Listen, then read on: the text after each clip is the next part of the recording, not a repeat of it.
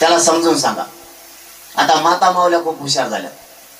बरं झालं ते माया पुण्यात हे तवाच फुटत येत नाव शेव. यांना कुणी गाड्यावर बसून नेलं की झालं दुसऱ्या पक्षाचं. महिलांच्या आता लक्षात आलं मग अलीकडे शिकलंय, त्याला नोकरी नाही, त्याला उच्च शिक्षण नाही, मग तुम्ही पक्षाकडे कवर पळता. ते ऐकले बरं झालं. आणि त्यांना समजून सांगायची गरज आहे, तुम्ही निष्ठावान राहावं पण मुलाच्या आणि जातीच्या बाजूला. निष्ठा ठेवली ना आपण सगळ्या पक्षावरती. कधी आपण पक्षाचा राग नाही केला, कधी कोणत्या नेत्याला आपण वाईट बोललो नाही. त्यांनी सांगायचं ना आपण मतदान करायचं. अशा आपल्या अनेक पिढ्या व्हायला गेल्या, पण एकही आपल्या बाजूने आला नाही. उलट आज सगळे विरोधात आहेत. मी प्रामाणिकपणानं समाजाचं काम करतोय 24 घंटे. आणि मग त्यांचं काय दुखायला लागलंय, मी त्यांना मॅनेज होत नाही, फुटत नाही. सगळ्यात मोठं दुःख नाही त्यांचं. कारण मला काय त्यांचे पैसे लागत नाहीत आणि पदाचीही गरज नाही. कारण मी लय नशिबाने, तुमच्या एवढं पद या पृथ्वी तलावर दुसरं कोणचंच नाही. मला तुम्हीच माझं सगळ्यात मोठं पद आहे. आणि हे खरे तिथंच हारलेत. सगळ्या पक्षातले लोक इथंच हारलेत. म्हणून त्यांनी असं ठरवलं की आता मला बदनाम करायचं. तिथं नसं ऐकत तर SIT नेमायची. आज तर मला नवीन माहिती मिळाली, गेवराई तालुक्यातून काहीतरी देवेंद्र फडणवीसने मला नोटीसच पाठवायला सांगितल्या. आता पहिल्याच इतक्यात STचं तिकीट फाड्यावून माझ्याकडे. आता वरून काय भर लावली त्याने काय माहिती. आणि मला केशीनं काही होतं नाही. आता मी जीवनात जर समाजाला अर्पण केलंय तर मी केशीला मुजीत असतो. काहीतरी नवीनच आणलंय आता. SIT पण आहे माझ्याच माग. का तर मी समाजाचं इमानदारीनं काम करतो, त्यांचं ऐकत नाही. मी काय चुकीचं करतो? माझ्या समाजापेक्षा मला मोठं नाही कोणी. तुम्हाला तुमचा पक्ष आणि नेता मोठा करायचा, मला माझी जात आणि माझ्या समाजाचे पोरं मोठे करायचे. तुम्हाला नाही भेट मी होऊ दे काय व्हायचं. वेगळ्या वेगळ्या टोळ्या उभा केल्या. छगन भुजबळच्या माध्यमातून सगळे ओबीसीचे नेते माझ्या विरोधात उभा केले. ते छगन भुजबळला मुकादम केले त्याचं मी अध्यक्ष.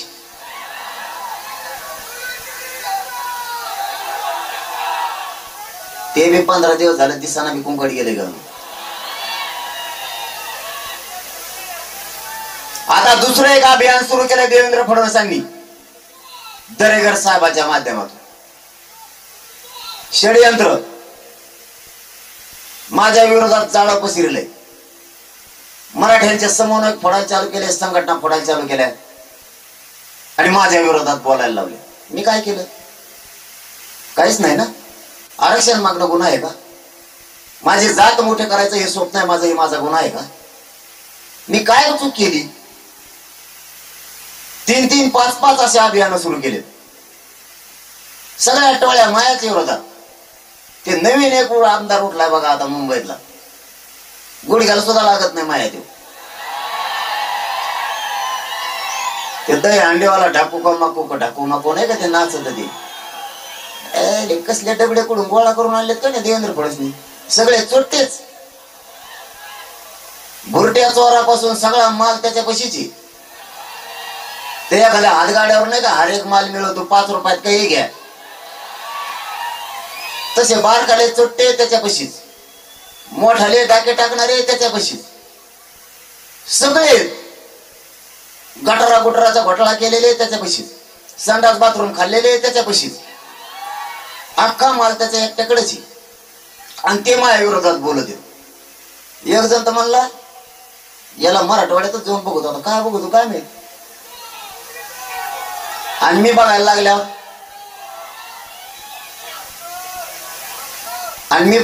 काय होईल. आणि मराठ्यानं बघायला चालू केल्यावर अरे आगे मग बेकार आहे, चांगले चांगले गार केले. रोडवर वाहन काढून घ्या, पुढे नेऊन ठेवा.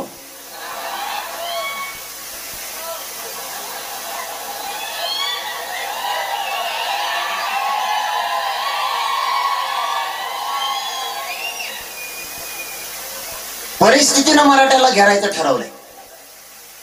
पण कसलंच संकट मराठ्यांपुढे टिकत नाही. या पक्षाच्या नेत्याच्या लक्षातच आहे ना माय बापा की मराठ्यांची अवलाद अशी आहे,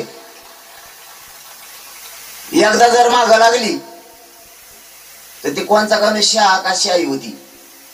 ती अफगाणिस्तान परत पळत होती तरी मराठ्या मागून गोटे घेऊन पळत होती तिच्या. तरी त्या कटकला का अटकला आडून हाणलेच मराठी त्यांना. अर्धे तिकडच पाणीपतला राहिले मराठी. नको म्हणले माघारी जायचं पण यांना धोपटात नुसते गोट्यानेच आणले.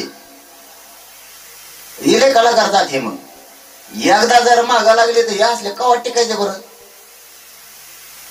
हे मागच्या दारातून केलेले आमदार सगळे मराठीने पाळलेले पाळलेले. मराठी कसा कचकथा केला या बारीने लोकसभेला. आता म्हणते त्यांच्यात रजिस्टरच हातात घेतलं त्यांनी. मी कसं काय पळलो रे.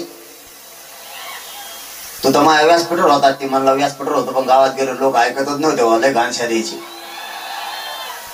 असा काचका असतो मराठ्याचा. तुम्ही जर आरक्षण नाही दिलं ना विधानसभेत 288 नसतेच तुमचे. आणि मराठ्यांना होऊन जाऊ द्या रे एवढ्या वेळेस. पाडायचे का? मला वाटतं पाडायच्या आधी एकदा मुंबईत जाऊन यावं का गं. एक चक्कर मारूनच यावं एकदा. लयच वळवळ करायला जरा तिथले आमदार येतात का? इमानदारी सांगत नाही जायचं मी एकटाच.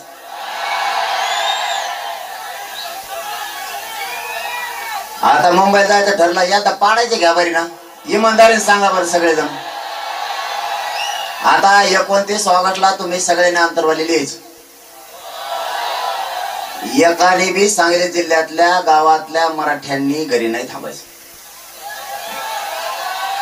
देशातली सगळ्यात मोठी बैठक झाली पाहिजे देशातली मराठ्यांची. तिथं ठरवू मग आता पाडायची उभा करायची. कोणाकोणाच्या पाडायचे काय. मला तर ठोकळे बरेच पाडाव. आम्ही 2-3 ठोकळे कस काय पाडले. तुम्ही 12 वाजता जेवला नव्हतात ना निकाल ऐकूस तर. असा दणका असतो आपल्या मागा लागल्यावर. यांना लय मस्ती आली. माझ्या जातीच्या लेकराला यांनी सहज धरलंय. माझ्या जातीला यांनी कमी किंमत द्यायचं ठरवलंय. आणि मी ठरवलंय माझ्या समाजाची शक्ती वाढवायची. मी नाही स्वाभिमान गहाण ठेवून जगू शकत. यांनी माझ्यावर किती दबाव आणला तरी मी नाही फुटत. मला यांचं पद सुद्धा नको पैसे सुद्धा नको. आणि पैशाचा जमत बी नाही. कवा कर्जच असतं माझ्याकडे. मागणारा कदरून गेलाय मला. त्याला वाटलं आले नाही जाऊ दे आता गेले ते गेले. आणि अर्धे पैसे देणारे माझ्या संघच येतात आता. त्याच्यामध्ये मागत नाहीत मला गाड्या घेऊन. कारण मी काय जे केलं ते जातीसाठीच केलं. पुढचं आयुष्य मी जातीसाठीच दिलंय. मला फक्त तुमच्या चेहऱ्यावर एकदा आरक्षण देऊन हसू आणि आनंद बघायचा. तुमच्या लेकराच्या अंगावर वर्दी चढलेली मला एकदा बघायची. काय वाईट स्वप्न घेऊन उतारलोय रस्त्यावर मी. मग यांच्या पोटात का दुखायला लागलं मराठीचे असून. ह्या आमदाराला आणि मंत्र्याला त्याच्या जातीपेक्षा आणि जातीच्या मुलांपेक्षा पक्ष मोठा कधीपासून वाटायला लागला. मराठ्यांना माझी विनंती आहे सांगलीच्या नगरीतून. ही पवित्र भूमी छत्रपतींची. माझी इथून महाराष्ट्रातल्या मराठ्यांना विनंती आहे. आता जातीला बाप मानायचं शिका. जातीच्या नेत्याला आणि पक्षाला बाप मानायचं बंद करा. बहुधा आपले लेकर एकदाचे मोठे. ज्या ज्या समाजाला आरक्षण मिळालं त्या समाजाचे लेकर मोठे झाले. तुमचे लेकर नुसते शिकवण्यासाठी नाहीयेत. आणि शिकून सुशिक्षित बेकार म्हणून तुमच्या नजरेसमोर हिडायला लागले. तुमच्या डोळ्या देखता तुम्ही तुमच्या लेकराच्या वेदना नका बघू. मराठ्यांची रग आणि धग दाखायची वेळ आहे आता. खूप सोसलाय आपण आता. या वेदना आता मुलांच्या नाही सोसत कोणाला. प्रत्येक जण स्वप्न बघतो. व्यावसायिक मराठ्यांनाही वाटतं माझं लेकरू अधिकारी झालं पाहिजे. शेतकरी मराठ्यांनाही वाटत. नोकरदार मराठ्यांनाही वाटत. आपले आई बाबा रिक्षा हाणून सुद्धा लेकराला शिकवते. लोकांच्या ट्रॅक्टरवर ड्रायव्हर राहून आपला मराठा समाज लेकराला शिकवतोय. मुंबई पुण्यासारख्या शहरात हमाली करून आपले लेकर शिकवतोय. दुसऱ्याच्या बिल्डिंग समोर वॉचमन म्हणून राहून आपला मुलगा आणि आपली मुलगी आपला मराठा समाज शिकवतोय. त्याचं स्वप्न असेलच की माझं लेकरू अधिकारी झालं पाहिजे. का मराठ्यांनी स्वप्नच बघायचे नाही. मत मात्र आमचे पाहिजेत आणि आम्हाला लागणारं आरक्षण द्यायचं नाही. मायबाप मराठ्यांना स्वतःच्या लेकराच्या डोळ्यातलं पाणी बघू नका. आता आरक्षणापायी मराठ्यांच्या लेकराची आत्महत्या नाही झाली पाहिजे. 1% हुकलेल्या लेकराला काय समजून सांगावं हे ना आईला कळताना बापाला. त्याची नेमकी समजूत काढायची कशी. त्या मुलाला तरी काय सांगायचं आई बापाला नेमकं मी 1% का पाठीमागे आलो. हातातली आलेली नोकरी आरक्षणामुळे 1% गेली. मराठा समाज नेमका भानावर येणार आहे कधी. 5 पिढ्या बर्बाद होत आल्या तरी जर तुम्ही शहाणे होत नसाल तरी तुमच्या जवळचा तुम्हाला पक्ष आणि नेताच वाटतोय. हे तुम्ही कोणते मराठी आहेत नेमके. मुलापेक्षा आणि त्याच्या संसारापेक्षा त्याच्या भविष्यापेक्षा तुम्हाला मोठं नेमकं दुसरं काय. का तुम्ही पक्षाच्या आणि नेत्याचे संसार उभे करायला लागलात. त्या नेत्याचा पोरग परदेशात शिकायला गेले. त्याची गाडी बघून आपलं स्वप्न नाही पूर्ण होणार. तुम्ही कधीतरी भानावर या आता की मला माझं लेकरू मोठं करावं लागणार आहे. जर तुमचं लेकरू अधिकारी झालं ना तर तुम्हाला कोणत्याच लेकरापुढं कोणत्याच नेत्यापुढं हात पाय पसरायची गरज नाही लागणार. कोणत्याच नेत्यापुढं झुकायची गरज नाही लागणार. तुमचे लेकर अधिकारी बनवायचं शिका. कधीतरी तुमचा अक्कल जागा होऊ द्या. कधीतरी तुमच्या कष्टाचा चीज करायचा म्हणून सावध व्हा. निवडणूक आले की नेते आमचा पाहुणा म्हणून त्याला जवळ करायचं आणि आपल्या लेकराचे आयुष्याचं वाटोळ करून ठेवायचं. याला जबाबदार सुद्धा तुम्ही आणि आम्ही सगळेजण आहे. आता कोणाशी भावनिक वागून आपल्याला नाही चालणार. कारण ज्यावेळेस तुमचं पोरग शिकून सुशिक्षित बेकार होतं त्यावेळेस त्याच्या पाठीवर हात फिरायला एकही पक्ष किंवा नेता येत नाही. तुमची लढाई तुम्हालाच लढावी लागणारी आणि जिंकावी लागणारी. मी खूप संकट अंगावर घेतले हा मराठा समाज मोठा व्हावा म्हणून. आता जवळपास आरक्षण मिळवत आणलंय आपण. थोडं राहिले. आज गावाची गाव कुणबी नोंदीचे निघायला लागले. हे मराठ्यांच्या एकजुटीचं यश आणि विजय.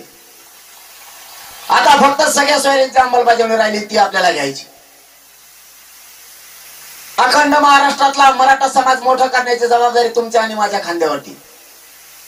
नका महत्व देऊ त्या 10-15 घराण्याला. नका तुमच्या आमदाराला आणि मंत्र्याला महत्व देऊ.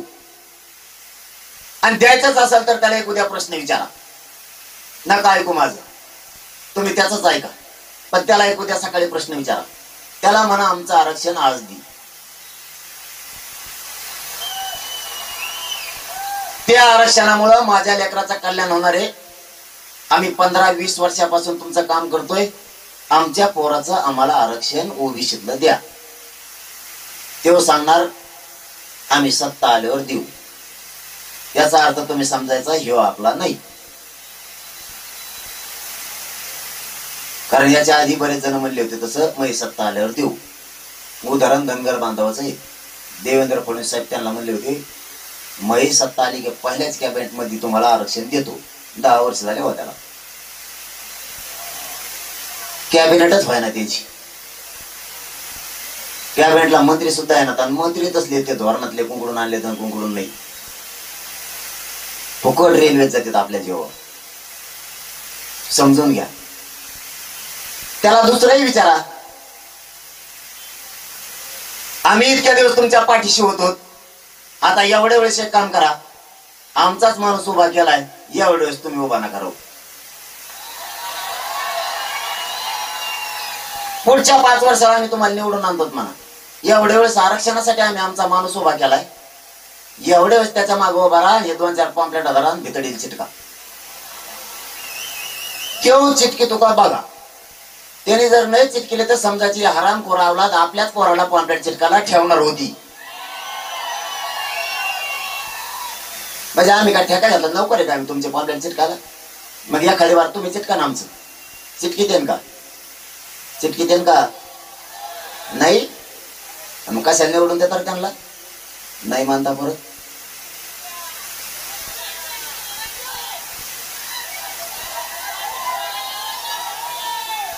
आपण आपली समाजाची अस्मिता टिकून ठेवणं आपली जबाबदारी. आपला समाज जर संपला, आपले लेकर जर संपले, तर या दुनियाचं आपल्याला तरी काय करायचं? माझी तळतळ आणि तळमळ तुम्ही समजून घ्या. जर जात आणि लेकरच नाही राहिले त्या दुनियेचं आपल्याला काय करायचं? आपल्या लेकराला तोंडाला आलेला घात जर जाणार असला तर दुसऱ्याच्या श्रीमंतीला काय जाळायचं नाही आपल्याला. दुसऱ्याला आमदार आणि मंत्री करून आपल्याला काय शहाणपण आणि मोठेपण नाहीये. आपण कोणची मर्दानगी गाजवतोय नेमकी? स्वतःच्या लेकराचा वाटोळ करून दुसऱ्याचे लेकर मोठे करायला लागलो, त्यांना आमदार मंत्री करायला लागलो. काय छाती ठोकून सांगणार आहे तुम्ही? तुमच्या लेकराला जर तुम्ही आयुष्याचं दिलं तर तुम्ही छाती ठोकून सांगाल माझा लेकरू आयएस दर्जाचा अधिकारी झालाय. आपल्याला काम करावं लागणार आहे आणि लढाईची जिंकायची सुद्धा. माझी तुमच्याकडे काहीच इच्छा नाही. आपलं 29 ऑगस्टला ठरणार आहे पाडायची का उभा करायची. उभा करायचं ठरलं तर ताकदीनं निवडून द्या आणि पाडायचं ठरलं तर इतकं ताकदीनं पाडा 10 पिढ्या तरी उभा नाही राहिलं पाहिजे. आणि पाडायची निवडून आणायची ताकद मराठ्याची. राजकारणात नाही जायचं. पुन्हा सांगलीतून सरकारला सांगतो आमच्या आहेत त्या मागण्या लवकर 13 तारखेच्या आत मान्य करा. जर तुम्ही मान्य नाही केलं तर आमचा नाविलाज आहे. आमचे पोरं मोठे करण्यासाठी आम्हाला लढावं लागणार आहे. आणि तुम्हालाही विनंती आहे माझी, शेवटचं जाता जाता सांगतो, आता गाफील राहू नका. जर ठरलं उमेदवार एकच द्यायचा आणि ज्याचं नाव असेल त्याचं तुमचं पटत नसलं तरी बी डोळे झाकून त्याला मतदान करायचं. पटत नसलं तरीही त्याने तुमचं काम नाही केलं माझ्याकडे आम्ही कसा कच घोडे लावतो त्याला. फक्त जातीसाठी पोरासाठी काम करा. आता पहिलं काम ते. दुसरं, मतदानाच्या दिवशी घरी राहायचं नाही. 100% मतदान करायचं. म्हाताऱ्या माणसाचं सगळ्याचं 100% मराठ्यांचं मतदान झालं पाहिजे. एक शिक्का. तिसरं काम, त्या टायमाला हे राजकीय लोक सगळे देवकारण मग माघारी या. मतदान होस तर हलायचं नाही. चौथं काम करायचं, बोगस मतदान यादी जी आहे ते पुरं बाहेर काढायचं. गेले दुसऱ्या जिल्ह्यातलं त्यांच्या पाहुण्याचं त्याच्यात टाकेलं. 10-20 हजार मतदान ते तसं वाढले म्हणून निवडून येते. इथून पुढे आपल्याला आपल्या पोरांची लढाई जिंकायची आणि उगाच सावध राहायचं. आणि उमेदवार एकच द्या. ते उमेदवार इतके झालेत, मी बी काय गळ्यातलं प्रगतून घेतले काय माहित भाई. अरे इतकं नाग मराठ्यांना आरक्षण राजकारणात आहे मला माहितच नव्हतं. लय बेकार कोणी उमेदवारी. एका तालुक्यातली गाडी आली माझ्याकडे भरून आली फुल. तेव्हा मला म्हणला पाटील मी 100% आमदार होऊ शकतो या बारीने, फक्त माझ्यावर ध्यान ठेवा. म्हणलं आणखी ठरलंच नाही. 29ला बघू. ते गेलं, गाडीत बसलं. त्याला गाडीत बसू तर त्यातले 4 जण माघारी आले. ते मला म्हणतात मग बिले चांगलं आहे बरं का, माझ्याकडे ध्यान ठेवा. उघड त्याच्या गाडीत बसून आलतो मी. बघा उमेदवार एका गाडीत 8-9 उमेदवार आहेत. कसं काय मराठी शक्ती वाढत? तुम्ही असं करणं म्हणजे मराठ्यांचं वाटोळं आपल्या हाताने पुन्हा आपण करायला लागलो. तुम्हाला जातीसाठी लढायचं का आमदार व्हायसाठी लढायचंय? आणि मग कोणी एक देव दे ना, काय फरक पडला तुला, आरक्षण तर देईन ना. आणि सगळ्या जाती धर्माचे प्रश्न सोडून जर आपल्या लोकांचं आलं नशिबाने तर सगळ्या जाती धर्माचे प्रश्न सोडायची जबाबदारी मराठ्यांची. आणि सगळ्यांनाच वाटतंय. आता दलित बांधवांना वाटतंय, धनगर बांधवांना वाटतंय, मुस्लिम बांधवांना वाटतंय, 12 बलुतेदारांना वाटतंय गरीबाची सत्ता येणार आहे आणि आपल्याला न्याय मिळणार आहे. हे सगळ्या गोरगरिबांना आता वाटायला लागले. मुसलमानाचं तर आपल्या पुढचे येते सध्या. मी नुसतं म्हणलो नाही मध्ये पाडा, मी नुसतं म्हणलं पाडा तुम्हाला ज्याला पाडा, ते बी म्हणले पाडो. मला म्हणायचं जरांगी पाटील पाडो, म्हणलं पाडो तर पाडो, चलून त्या पाडा पाड्या नुसत्या. आता जर ते ऐकतच नसले तर आपला काय पर्याय, आपल्याला दुसरा पर्यायच नाही. हे बघा, माझी तुम्हाला जाता जाता शेवटची पुन्हा एक विनंती, जागे राहा. आरक्षण घेतल्याशिवाय पर्याय नाही. आपल्या डोळ्या देखता आपण आपल्या लेकराचं आयुष्य झालेलं उघड्या डोळ्याने नाही बघू शकत.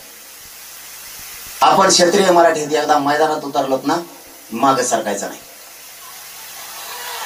कारण मी आज 11 साडे 11 महिने झाले सलग आंदोलन सुरू आहे, माग सरकारला नाही. कारण क्षत्रियाचा धर्मच आहे, मैदानात उतरायचं नाही. आणि एकदा जर मैदानात उतरलं तर एक तर मरण पत्करून माघारी यायचं नसता, माघारी फिरताना विजयाचा टिळाच लावण्याचं, याला क्षत्रिय मराठी म्हणजे. आता ही लढाई जिंकायची, एकाच एक जागे करा. आणि आजूबाजूला बघा कोणत्या पक्षाचा नाही, त्याला आणखीन पक्षावरच प्रेम आहे का, हेही लक्ष असू द्या. आपल्या रॅल्यात कोणत्या पक्षाचा येत नाही त्याच्यावर लक्ष ठेवा, कारण त्याचा आमदार पुढे पाडायला आपल्याला सोपंच आहे. दुसरं, कोणत्या आमदारांना आणि मंत्र्यांनी जर फोन करून दबाव आणला, जाऊ नका, तर त्याचं नाव मला सांगा. रॅलीला जाऊ नका म्हणणारा आमदार आणि मंत्री जर दबाव आणत असला, त्याचं मला नाव सांगा. त्याचा कार्यक्रमच लावतो, त्याला निवडूनच येऊन देत नाही कवाच. वेळ आली तर त्याला उमेदवार द्यायचा नाही, पण त्याला पाडायचं. कारण पुढच्याचे जिरविल्याशिवाय आपल्या मराठ्यांच्या लेकरांचं कल्याण होणार नाही. आता मात्र एकजूट राहा. आणि तुम्ही कार्यक्रमाच्या वेळ बी चेंज केला राहू, मला मिळत लागून दिलं नाही. तुम्ही काय केलं, सगळ्या राज्यात 12 वाजता रॅल्यात दुपारा, तुमचा 5चा टाइम. मी पागलच झालो, मला काही सुचना. आणि 12लाच येऊन थांबलो. तुम्ही दिला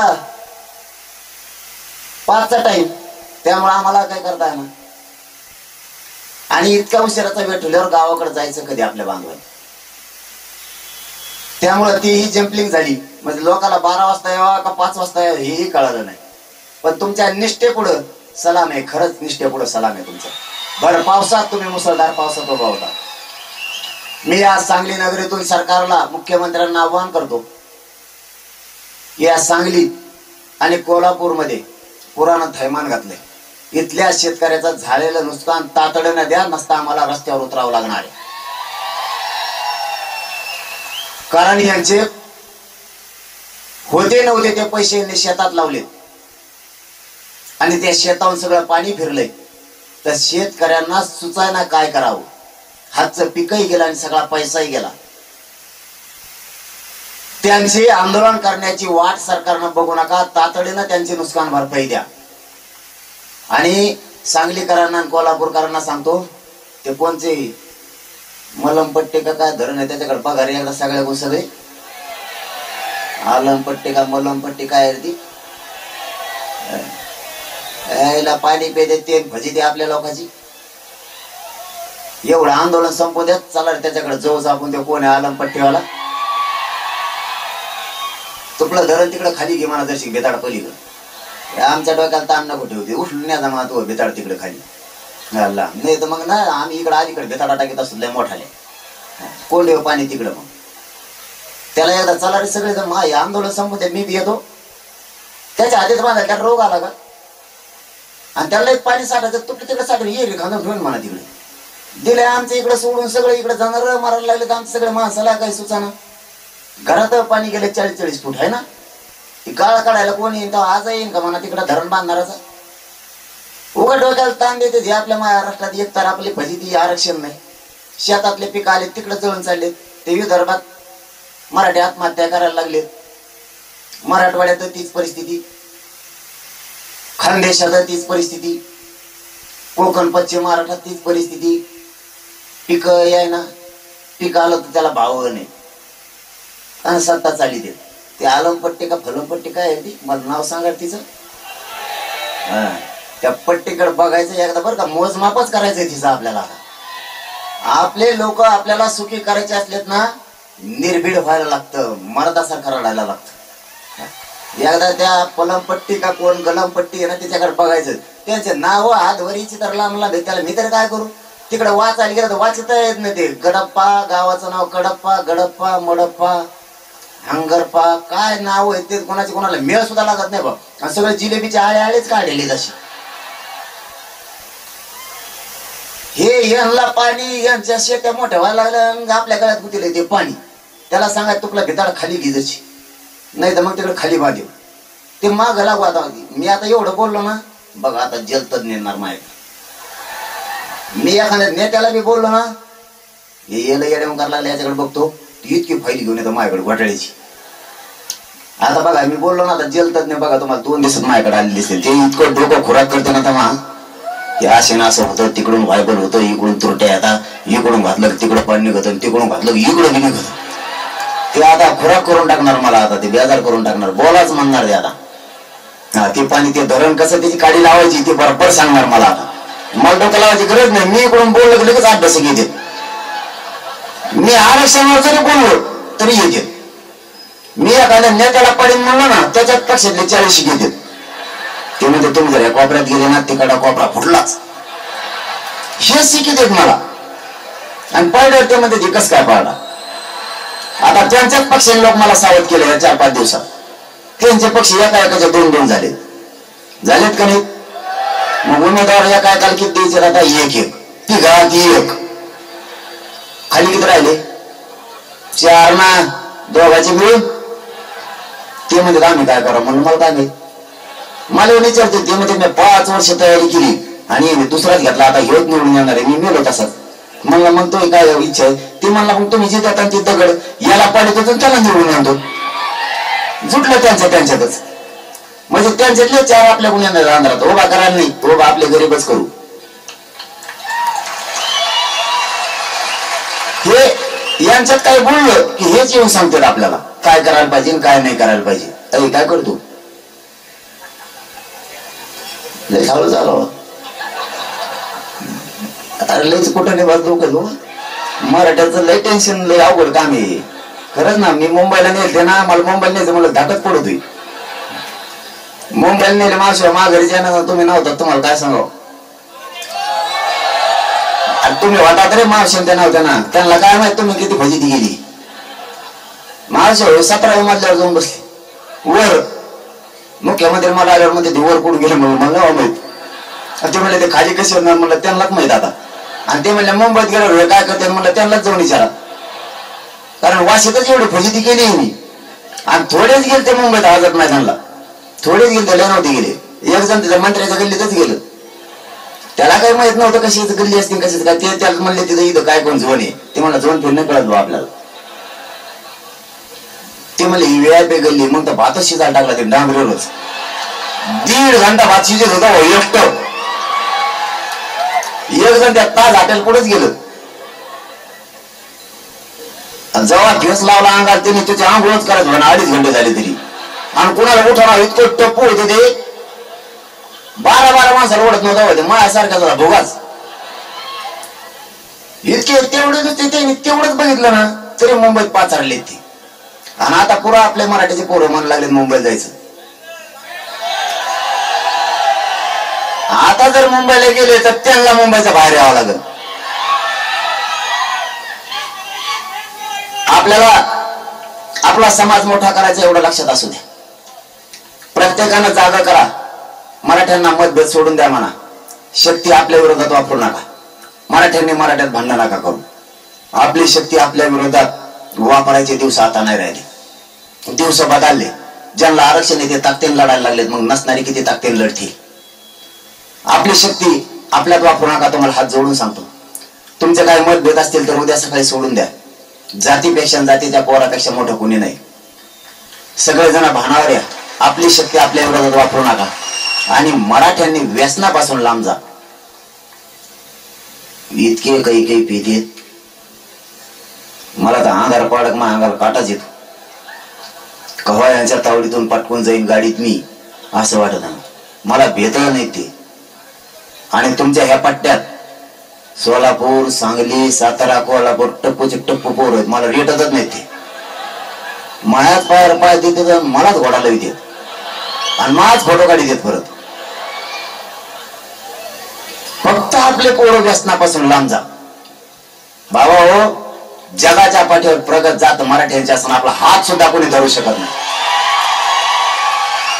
मराठ्यांच्या मनगटाला मनगट लावायची ताकद या राज्यात कोणातच नाही. फक्त तुम्ही व्यसनापासून लांब जा. माझ्या काय बापाची पियत नाहीत तुम्ही. तुमच्या संसारातले पैसे चाललेत पण तुमचा संसार उघड्यावर पडायला लागलाय. सुखी असणारा संसार सुद्धा दुःखात लोटू नका. आनंदात राहता येतोय, फक्त व्यसनापासून तुम्ही लांब जा. आरक्षण देण्याची जबाबदारी माझी, काळजी करू नका तुम्ही. मी जीव गेला तरी तुमच्या लेकराला आरक्षण दिल्याशिवाय हटत नाही. फक्त तुम्ही व्यसनापासून लांब जा आणि आपली शक्ती आपल्या विरोधात फक्त वापरू नका. आपल्याला ही लढाई जिंकायची. सगळेजण सावध राहा. आता उशीर खूप झालाय, तुम्हाला लांब जायचंय. माझी तुम्हाला हात जोडून विनंती आहे, ही लढाई आपल्याला जिंकायची. आपल्याला आपले पोरं मोठे करायचे. पक्षाला आता किंमत देऊ नका, पक्षाच्या नेत्याला देऊ नका. सगळ्या पक्षातले गोरगरीब मराठी जागे व्हा. तुमचे लेकर तुम्हाला जर मोठे करायचे असले तर कोणताच पक्ष मोठा करू शकत नाही. तुमची लढाई तुम्ही लढून तुमच्या लेकराला आयुष्याचं आरक्षण द्या आणि त्यांना अधिकारी बनवा. त्याच्यानंतर तुम्हाला ज्या पक्षाचं त्याचं करा. पण सध्या पक्ष आणि पक्षाच्या नेत्याचा नाद सोडून आपली लढाई आपल्याला जिंकायची. माझा शब्द आहे तुम्हाला. मला चालता सुद्धा येत नाही. मला ह्या 10 पायऱ्या उतरायच्या असल्या तरी कमरेवर हात दिल्याशिवाय मला पर्याय नाही राहिला आता. कारण माझ्या शरीरात काहीच नाही राहिलं. मला अचानक चक्कर येते. मी सलाईन काढली आणि अभियानाला सुरुवात केली. माझ्या पाठीमागं माझी अँब्युलन्स कंटिन्यू आहे अंतरवाली पासून. कारण कोणत्या दिवशी शरीराला काय होईल काहीच सांगता येत नाही. म्हणून आम्ही यावेळेस अँब्युलन्स सुद्धा आमची सोबत ठेवलेली. मी माझ्या समाज आणि समाजाचे लेकरं मोठे व्हावेत म्हणून माझ्या शरीराची सुद्धा नाही कदर करत. मी सलाईन तोडून तुमच्या दारात आलोय की एवढीच संधी आहे, माझ्या मराठ्यांच्या लेकराला मोठं करू लागा. माझ्या मराठ्यांच्या मुलांना मोठं करू लागा. आपली जात शक्तिशाली बनवा. आपल्या जातीचे लेकरं पैशावाले बनवा. त्यांना अधिकारी होऊ द्या. ही लढाई फक्त एवढ्यासाठीच आहे. नसता इतकी वाईट परिस्थिती असताना माणूस घराच्या बाहेर नाही निघू शकत. तुम्ही कुठल्याही डॉक्टरांना विचारा माझ्या शरीराची सध्याची परिस्थिती काय. मला 2 पायऱ्या चढायच्या असल्या तरी दम लागतो. या उपोषणाच्या अगोदर एवढे हाल नव्हते माझे, पण या उपोषणापासून माझे प्रचंड हाल येतात. म्हणून माझी तुम्हाला विनंती की आपल्याला आपल्या लेकरं मोठे करायचे. मायबाप थोडे सावध व्हा. हो द्या, सगळ्यांचे लेकरं मोठे झालेत. आपण कधी त्यांच्यावरती जळालो नाही. परंतु वेळ आणि संकट फक्त मराठ्यांच्या लेकरावरती आलंय. मी मराला नाही भेट आणि हटणार सुद्धा नाही. माझा शब्द आहे मायबापा तुम्हाला. फक्त मला तुमच्याकडून एवढीच अपेक्षा आहे, तुम्ही फक्त तुमच्या लेकराच्या बाजूने उभा राहा. मला काय अपेक्षा नाही तुमच्याकडून. मला काय नको तुमचं. मी तुम्हाला काही मागणार सुद्धा नाही. मी तळतळीन आणि तळमळीन हे सांगतो तुम्हाला. मला काहीच नको हो तुमचं. फक्त मला तुम्ही आणि तुमचे लेकर आणि आपली जात मोठे झालेले बघायचे मायबापा. काहीही करा, फक्त आपली जात एकजूट राहू द्या आणि आपल्याला हा संघर्ष जिंकायचा आहे. माझा तुम्हाला पुन्हा एकदा काय झालं रे, काय चालू केलंय मग सगळ्याच्या चालू करून द्या ना. हे सगळं मोबाईल तुमचं सांगलीचा जांभल्याला विराट मराठा समाज दुसऱ्या सगळ्याच्याच बॅटऱ्या सुरू करा. मग कशाला कोणाचं पण ठेवता. जाता जाता माझी तुम्हाला विनंती, एकजूट राहा. ही लढाई आपल्याला जिंकायची. आपण इतक्या ताकदीने जमलात. आपण राज्याला दिशा दाखवली त्याबद्दल, निष्ठा दाखवली त्याबद्दल तुमचा मनापासून आभार. धन्यवाद. जय शिवराय.